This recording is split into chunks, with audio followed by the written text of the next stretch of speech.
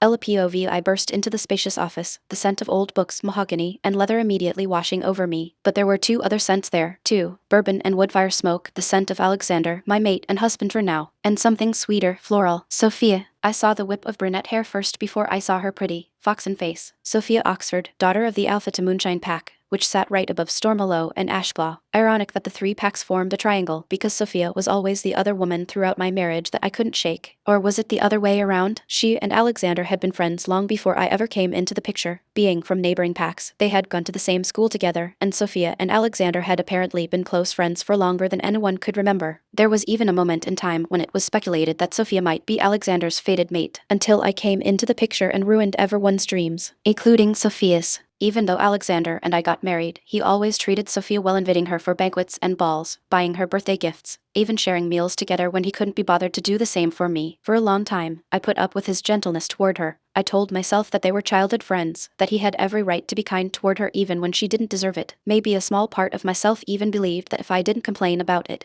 Alexander might finally soften toward me. But he never did. Even when I was the perfect, obedient Luna every alpha would dream of, even when she acted cruelly and unforgivably, he always chose her. Sophia slowly turned to look at me from the plush armchair where she was perched. She had a tiny teacup and saucer delicately balanced in her manicured hands, and wore what looked like a brand new dress in the prettiest pink I had ever seen. I looked past her and at Alexander, who was sitting behind his desk, red hair haloed by the sun behind him. He stared blankly at me as I stopped abruptly in the center of the room, green eyes flicking over me like I was a stray cat that had just wandered in. "Ella," he said slowly, not bothering to hide the hint of disdain in his voice. "What are you doing here? I'm in the middle of a meeting." The irritation in his tone wasn't lost on me. Once, it might have made me cower and scurry away with my proverbial tail between my legs, but not anymore. Not now that I was dying and had little time left for such things. "I have something urgent I need to discuss with you. It will have to wait." "I'm busy," I scoffed and gestured toward Sophia. "She practically lives here. I'm sure you two can save your tea party for later." Sophia gasped.